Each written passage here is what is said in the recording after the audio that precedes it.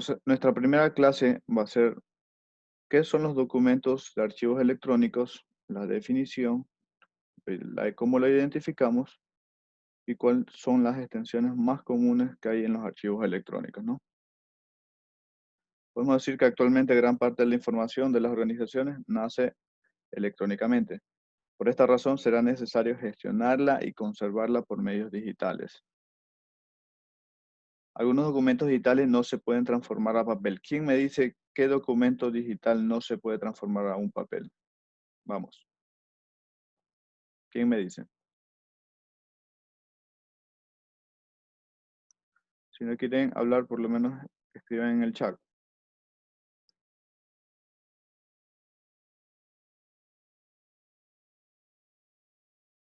Cuéntenme,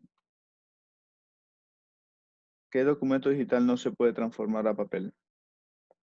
Puede ser una pregunta para algún test, algún examen, ¿no? Nadie.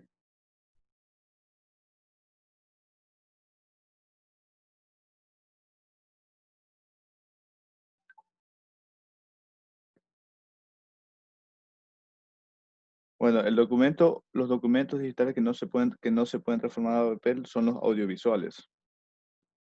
Podremos sacar el audio y digitarlo nosotros mismos, pero no automáticamente como los demás. Entonces, ¿qué es un documento de archivo electrónico? Es un conjunto de datos que se almacenan bajo un determinado formato, ¿no? Los documentos se producen cada vez con mayor frecuencia en formatos electrónicos. Existe un interés cada vez mayor en su mantenimiento y conservación a largo plazo.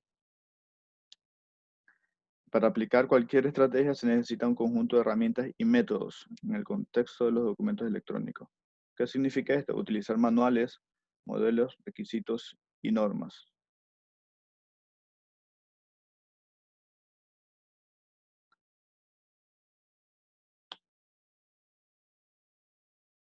Asimismo, los documentos electrónicos no dejan de ser documentos por ser creados y mantenidos en un entorno digital, y siempre van a mantener una característica común con los documentos tradicionales, los documentos en papel. El documento electrónico, curiosamente, busca en sus nuevas formalidades las mismas y antiguas características de autenticidad, fiabilidad, integridad y permanencia del tradicional documento escrito. Entonces, los documentos virtuales,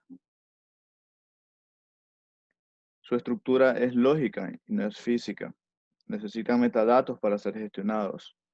Diferentes morfologías, por ejemplo, el texto, la imagen, el audio, el audiovisual, que condicionan las tecnologías que los gestionan. Los almacenamientos pueden ser distribuidos y pueden accederse desde cualquier punto del planeta. ¿Alguna pregunta hasta aquí? Podemos decir que no solamente porque es un archivo, es un documento electrónico, no significa que no tenga validez. Todo documento electrónico tiene una validez. ¿Sí? ¿Alguna duda hasta aquí?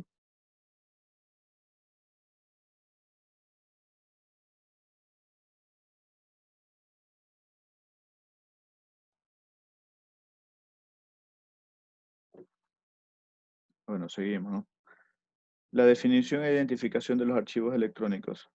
En la definición, según Isaac, en el Consejo Internacional de Archivos, en el 2000, en la página 13, nos dice que la información registrada en cualquier soporte y tipo documental, producida, recibida y conservada por cualquier persona física o jurídica en el ejercicio de sus competencias o el desarrollo de su actividad.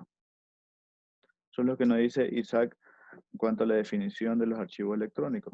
Entonces, en base a esto podemos decir que es toda información registrada, producida o recibida durante la iniciación, el desarrollo o terminación de una actividad personal o institucional y que incluye contenido, contexto y estructura suficiente para servir como un testimonio de esa actividad. Es lo que le decía, no, no por ser un documento electrónico no significa que tenga validez. Al contrario, un documento electrónico tiene un marco legal, que es la validez jurídica. Puede contener aspectos tecnológicos, como son las aplicaciones de gestión, durabilidad de los soportes. Los procesos administrativos también están enmarcados en esto, como con la racionalización de los flujos de documentos. Y por último, los sistemas de gestión de documentos, que puede ser la metodología de la organización, ¿sí?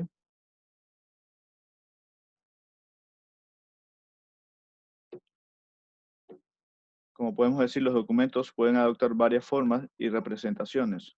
Se suelen representar como elementos de información delimitados de forma lógica. Por ejemplo, los documentos diferenciados, las bases de datos relacionadas y los documentos compuestos. ¿Sí? ¿Alguna pregunta hasta aquí? Cuéntenme. ¿Cómo vamos? ¿Alguna duda que tengan? Son muy callados todos, ¿no?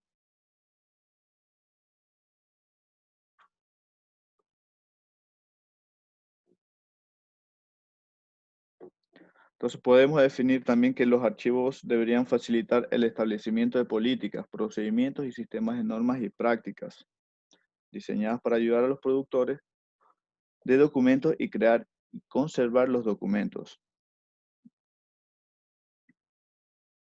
Entonces, también podemos definir que los archivos deberían participar en todo el ciclo de vida de los documentos, es decir, la concepción, la producción, la conservación.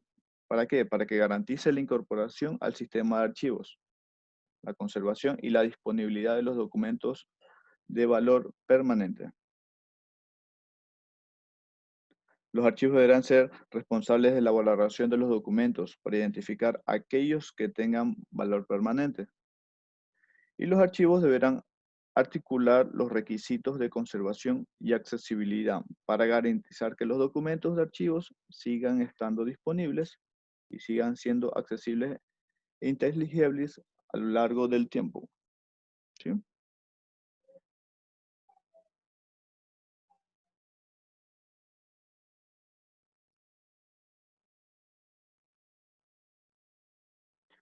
Entonces, podemos identificarlos y clasificarlos. Una vez que tenemos identificados, los podemos clasificar por su función y por su forma, ¿no? Por su función, podemos decir que es una serie de derivadas de los diferentes tipos de actividades y operaciones en un entorno de trabajo. Es decir, que van a estar clasificados en la función, que quiere decir por el tipo de actividad administrativa. Y por su forma y formato, podemos definir que se clasifican si son documentos de textos, bases de datos, documentos hipertextos, si son imágenes, hojas de cálculo, etc. ¿Quién me dice una pregunta rápido? Pregunta de test también. Vamos a ver quién responde. ¿Qué es un documento de hipertexto? ¿Y dónde lo podemos ver? Pregunta de examen.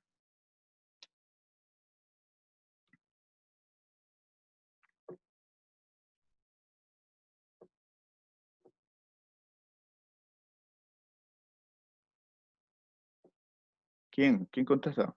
Vamos. Un documento de hipertexto puede ser una página web. Perfecto, así es. Una página web. ¿Por qué? Porque tiene documentos dentro de otro documento. ¿Sí? ¿Alguna otra pregunta que tengan aquí? Entonces podemos definir en la clasificación que un documento tiene que estar relacionado con una actividad, ¿sí? Desarrollada por una entidad o una persona. Y esa actividad, la función que sustenta, determina la procedencia del documento, siendo este a su vez la prueba o reflejo de esa actividad. ¿Estamos claros?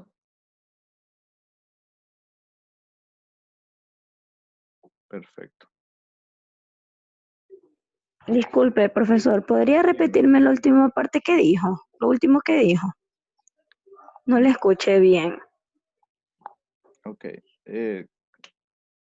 Sobre la clasificación de los documentos. Sí, sobre eso. Ok, que el documento tiene que estar relacionado con una actividad, ya sea por su forma, por su formato o su función. Que todo tiene que ser desarrollado por una entidad o una persona, y esa actividad y la función que sustenta determinan la procedencia del documento, siendo esto a su vez la prueba o reflejo de esa actividad. Es decir, que todo documento, cuando nace, tiene que ser por una necesidad y por una procedencia. Tiene que tener un justificativo. ¿Por qué vamos a hacer un documento? Por ejemplo, esto es un documento electrónico, una presentación de PowerPoint. ¿Por qué? Porque necesitamos mostrar una serie de parámetros, una serie de información a ustedes, los estudiantes. Entonces tiene un justificativo, tiene una procedencia. ¿Quién es la entidad o persona que la realiza? En este caso el docente. O ustedes mismos. Entonces por eso es que se dice que el documento que está relacionado siempre con una actividad. No se hace un documento por hacerlo. ¿Sí? ¿Estamos claros? Sí, gracias. Listo. Entonces, aquí podemos tener claros ejemplos de los archivos electrónicos. Como podrán ver, tenemos varias extensiones, ¿no? Entonces, ¿cómo podemos diferenciar o cómo podemos identificar un archivo? ¿Cómo lo identificamos? Con el nombre. El nombre del archivo va a permitir la administración y la extensión indica el formato. Por ejemplo, holamundo.html. Este HTML es una página web. Como decía el compañero, son páginas de hipertexto. Por ejemplo, tarea.doc, que es un archivo de Word, libro.xls, un archivo de Excel y una imagen, ¿no? Como podemos ver, tenemos varios ejemplos. CSS, este CSS junto con HTML, a ver un momento, vamos a hacer algo. HTML, CSS. Estos archivos HTML y CSS son para realizar páginas web. El HTML lo que hace es la estructura de la página. El CSS son la imagen, son la forma bonita de ver la página web. Las hojas de estilo, es decir, el tipo de letra, los colores de letra, color de fondo, todo lo que tenga que ver con la parte visual de la página web, se lo trabaja con CSS. JPG, PNG, podemos ver aquí, son archivos de imágenes.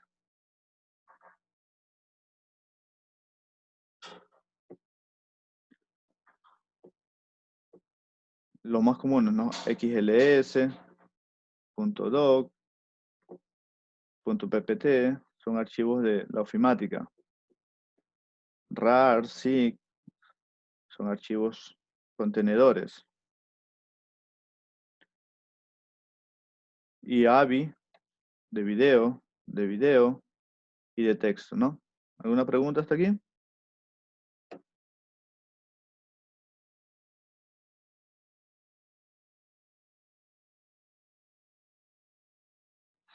Entonces, seguimos, ¿no?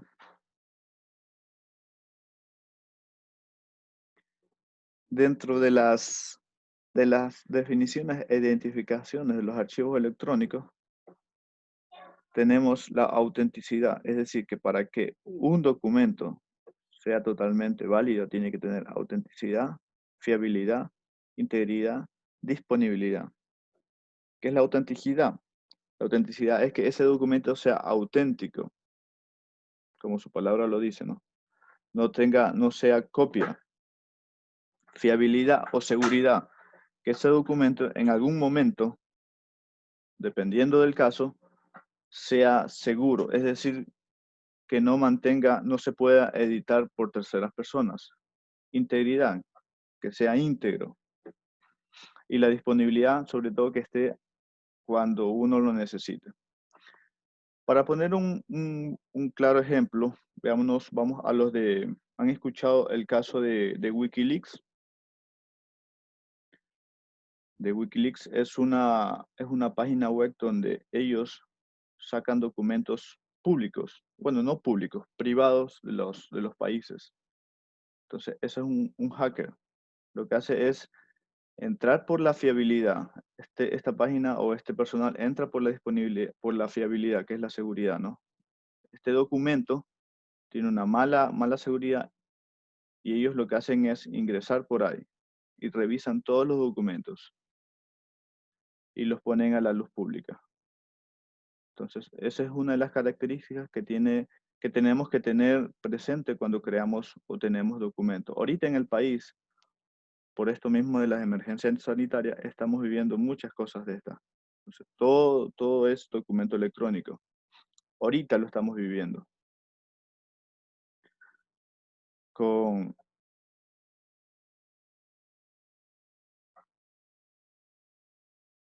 A ver, hagamos un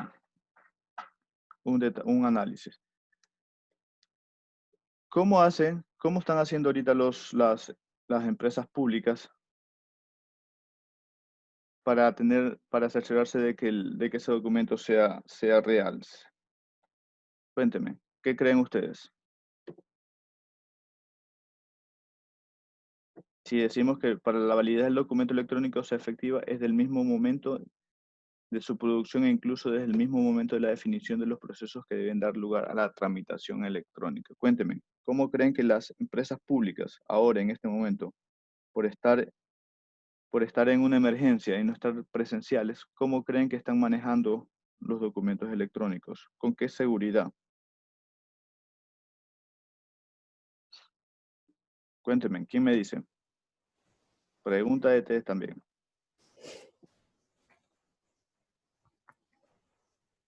Mm, Puede ser por medio de una firma electrónica. Perfecto, así es. Ahorita el medio más común y de más seguridad es la firma electrónica. ¿Qué es una firma electrónica? ¿Alguien sabe qué es una firma electrónica?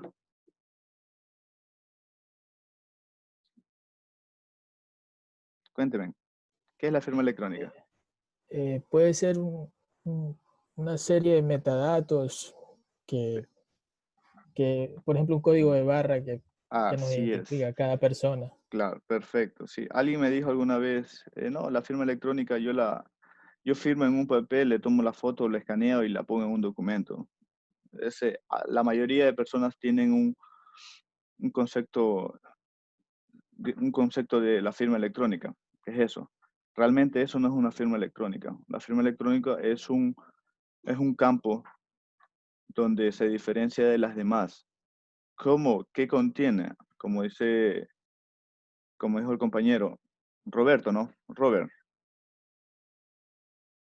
Roberto. Sí, sí. Son, son parámetros o información personal que contienen una serie de números, de letras, de dígitos hexadecimales. Muchas veces contienen información propia de la persona. Entonces, ya sea reflejado en un código de barras, en un código hexadecimal, en un código de 15 dígitos entre letras y números. Todo eso es una firma electrónica. Entonces, cuando van a ser escaneadas por algún dispositivo que nos permita esto, va a salir la información verídica de la persona que lo firma. Entonces, eso ahora mismo lo estamos viviendo en todo el país, el uso de las firmas electrónicas. ¿Alguna pregunta sobre esto, compañeros? Cuéntenme.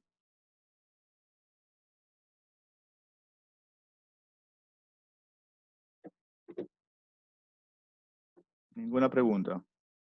Estamos claros con lo que es una firma electrónica y cuáles son las características que tiene que tener un archivo electrónico.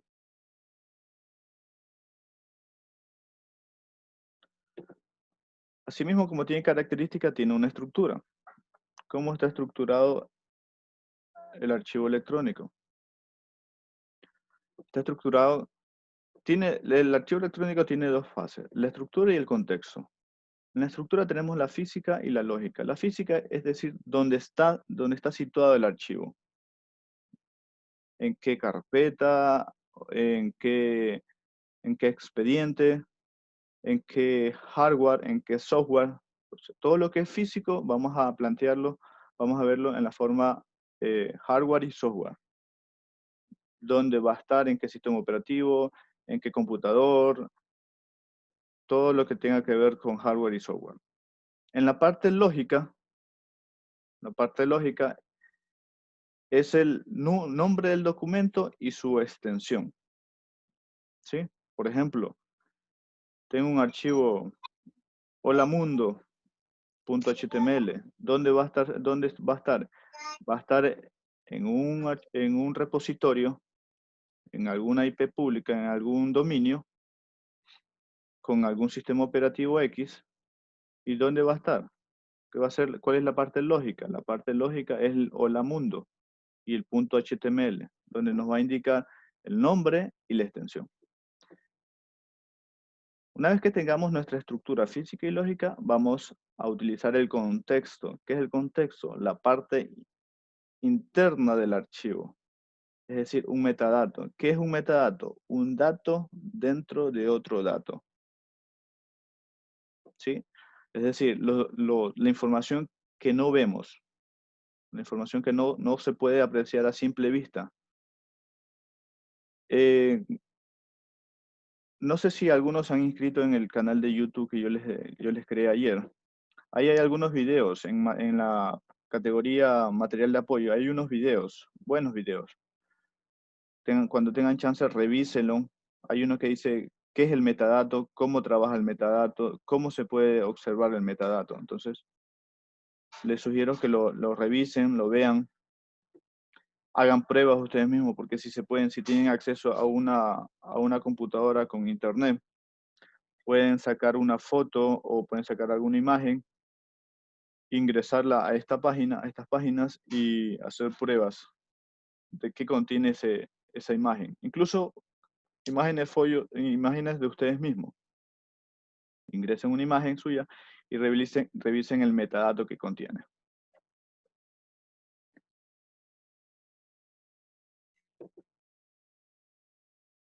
Por último, tenemos las extensiones más comunes. ¿Cuáles son las extensiones? El conjunto de letras y números que permiten asignarle un nombre a un archivo. Por ejemplo, hola mundo. Características del archivo con solo observarlo. Con solo observarlos, nosotros ya sabemos a qué programa corresponde la mayoría de archivos. El tipo de archivo que es, ya sea editor de texto, sea libros, sea lector de imágenes, sistemas operativos con que trabaja. Muchos de los archivos nos van a reflejar con qué sistemas operativos trabajan. Por ejemplo, todos estos podemos saber que trabajan con Windows, en su mayoría trabajan con Apple y algunos trabajan con Linux. Entonces, vamos a hacer una pregunta rapidito. ¿Quién me dice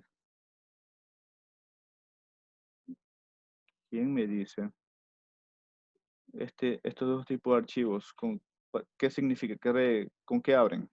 ¿Qué es el AI y qué es el PCD? Tipos de archivos más comunes. Cuénteme.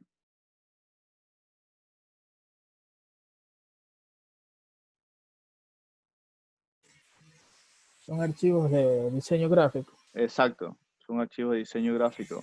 AI es Illustrator y PCD son de Photoshop. HTML, CSS y JS son archivos de páginas web. Como les dije, ¿no? HTML ¿qué hace? Es la estructura de la página. El CSS es la hoja de estilo. Y el JS, que es JSON, son las funciones que se pueden tener dentro. Pero esto es más programación. Si tenemos chance al final del curso, podemos hacer una página web local, algo básico, para que vean cómo trabaja las estructuras de datos y los HTML y los CSS, ¿no? Ojalá tengamos chance. Entonces, estos son los archivos más comunes que tenemos, ¿no? ¿Alguien tiene alguna pregunta?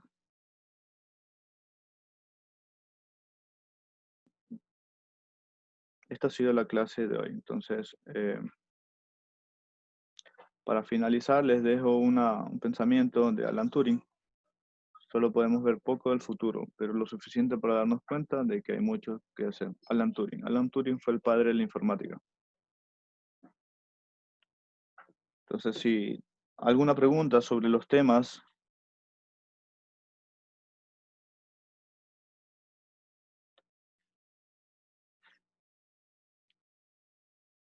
que no les quedó claro, qué dudas tienen,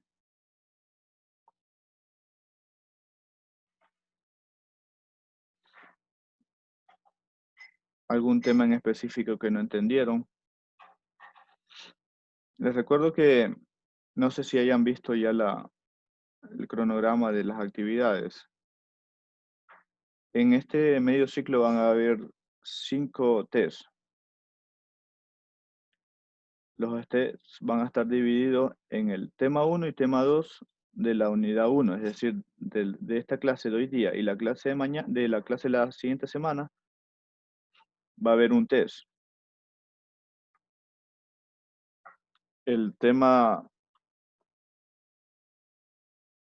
de la unidad mismo 1, de la unidad 1, a ver, aquí tenemos. De la unidad 1, el tema 3 y 4 va a haber otro test. De la unidad 2, el tema 1. De la unidad 2, el tema 2 y 3. Y de la unidad 2, el tema 4. Van a ser los tests. Todo esto, lo que les estoy diciendo, están en el cronograma de medio ciclo. Va a haber foros también. Ahí van a haber 2 foros. Uno ya está colgado en la plataforma, en el aula. Estos foros van a tener un promedio de 5 puntos. 2 puntos el de ahora, 3 puntos el siguiente.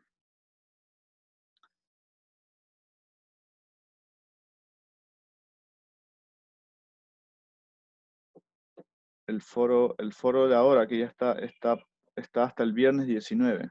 Diferencias entre documentos físicos y documentos electrónicos. ¿Cuál cree usted que sería lo mejor para nuestra carrera? Argumente su respuesta. Ya lo podrían ir resolviendo. Recuerde que en los foros, entre más intervenciones tengan, mejor será la nota. Entonces, ¿alguna pregunta? Cuéntenme. ¿Alguna pregunta que tengan sobre lo que hemos visto? ¿Algo que desean que le repita, que no les quedó claro? Entonces estamos correctos, ¿no? Desde lo que se ve hoy día y lo que se ve el otro jueves, va a haber un test. Con eso tenemos un punto sobre los tests. Tenemos que hacer 5 tests porque no va a haber asistencia. Entonces tenemos que tratar de sacar lo máximo que pueda, lo mayor que podamos en actividades. Cuéntenme, algo que tengan duda. ¿Está todo claro? Como verán, el tema es muy fácil, son muy sencillos. No es mayor cosa, no es porque yo lo sepa, sino que realmente, como dijo el compañero, tiene algo de conocimiento, mucho de conocimiento. Entonces la materia no es difícil. Hay que leer nomás un poco, interpretar y vean los videos que les pongo, ¿no? Hay explicaciones muy, muy buenas.